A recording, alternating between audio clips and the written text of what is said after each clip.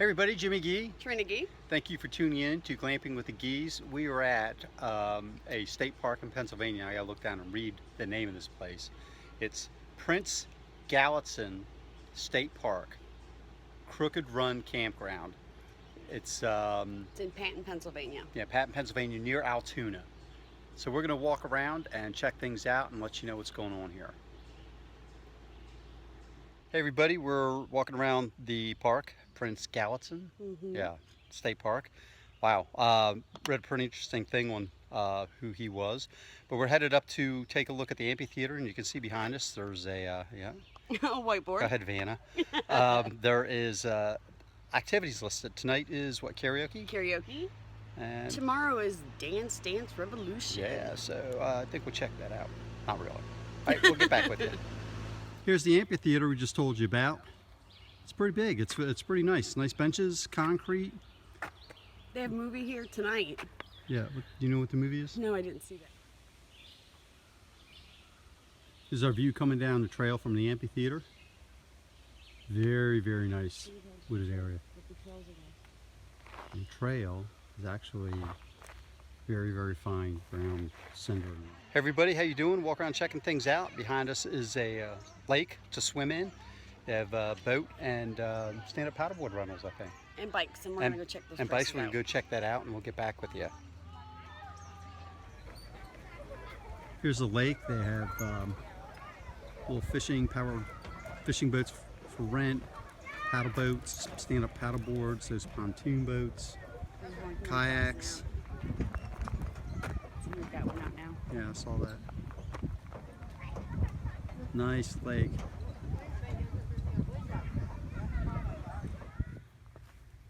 Hey, this is the campground trail at Prince Galitizen State Park in Pennsylvania. There's 23 miles of hiking trails here. This one doesn't look too bad. It goes completely around the campground.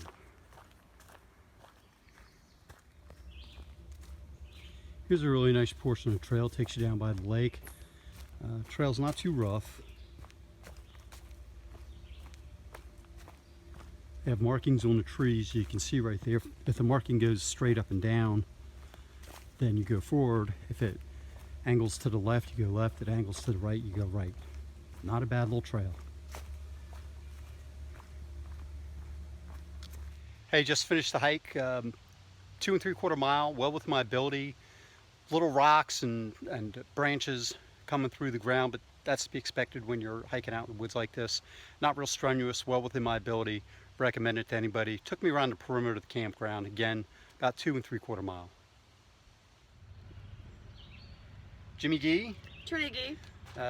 Here to give you our conclusion of Prince Galitizen. Guess that's how you say it. State Park in Patton, Pennsylvania. Quite an interesting 3 days. Very. Why don't you go for it? Very interesting. Well, basic check-ins 3 o'clock, checkouts 3 o'clock, so that's always a nice thing. The campsites are equipped from 31 feet to 60 feet. Full hookups are 50 amp, and they start at $42.50 a night. Electric only 30 amp is $31.50 a night, and then you have your non-electric primitive camping. All that's on the website. And I'm going to keep saying that because there's so much information that we'd be here for like an hour. If you call and make your reservation, you're probably better off doing that. If you do it on their web, it's a $4 service fee.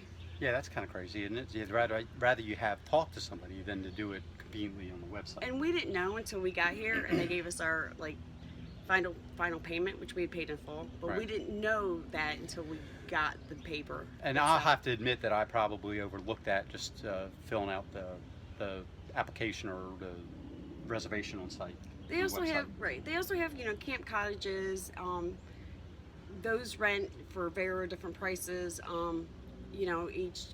Each cottage or camp cottage, they all have different names. But regardless, everybody is due out of that cottage by 10 a.m. You have your basic facilities, your bathhouses, your dump stations, your freshwater station. You have where they wash dishes. Yeah, right there at the right there at the bathhouses, they have 2 areas, 2 large sinks where you can wash dishes if you're primitive camping and you're not equipped to do that. They do have a laundry facility. It's $1.75 a load. Mm-hmm.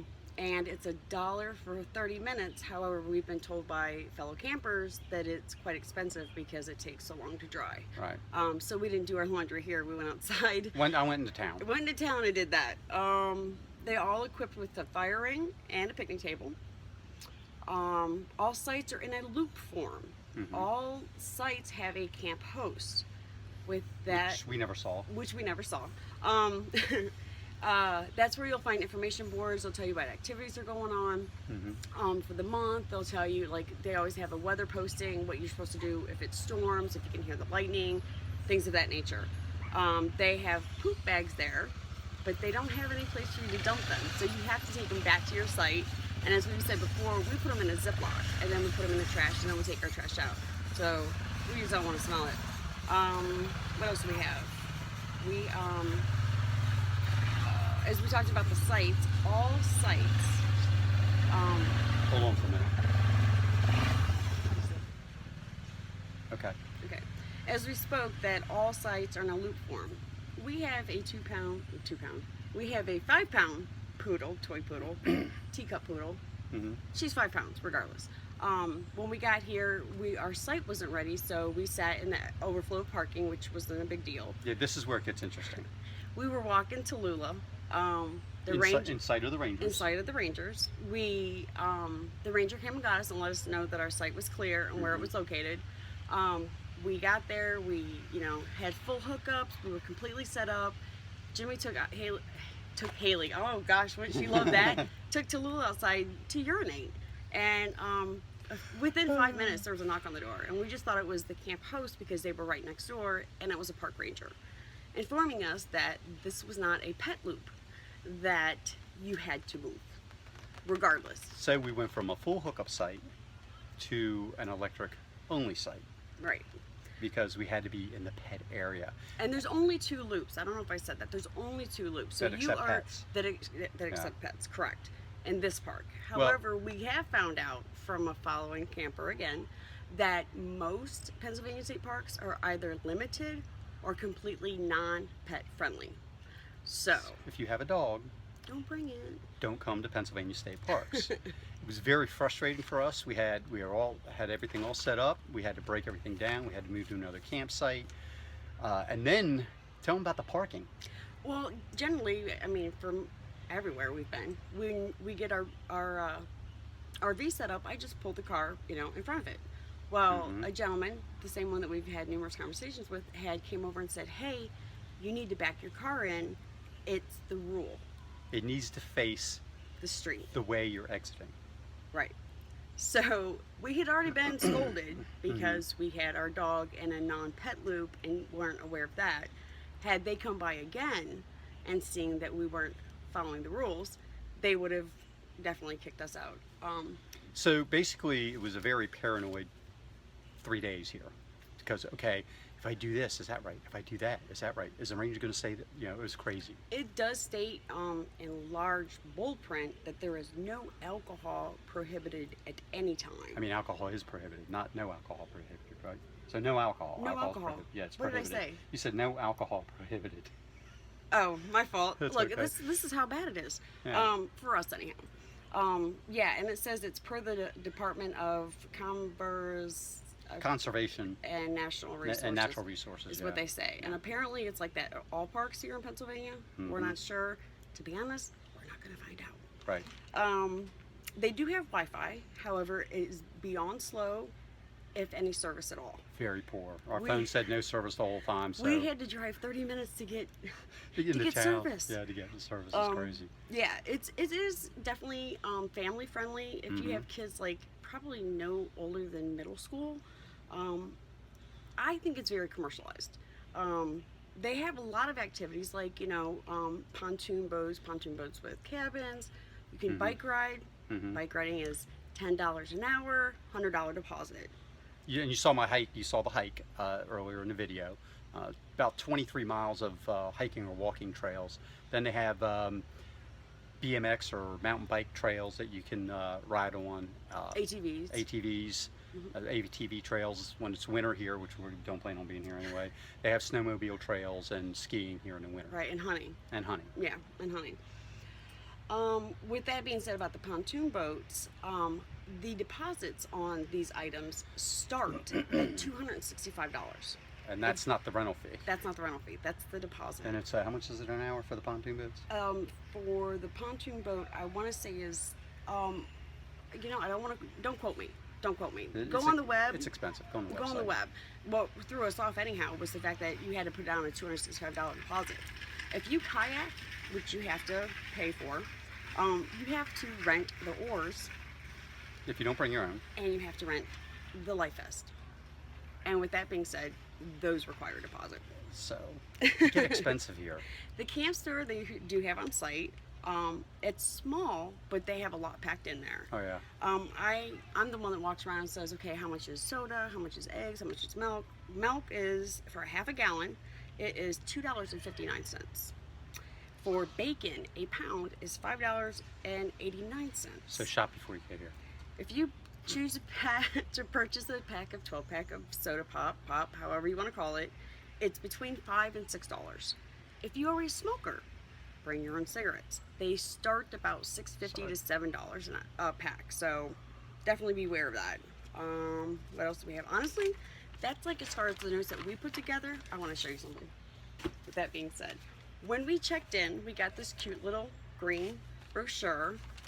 And this was, again, after we had already set up at the first site with our full hookups. As you get into it, it, you know, shows you your maps and whatnot. Then all the back is all the do nots. Do nots. Not what you can do, the do nots. With that being said, they give you a second one. And then this one tells you all of the do nots. So they're not crossing over each other. These are extra laws that you cannot do. You know, unfortunately for me,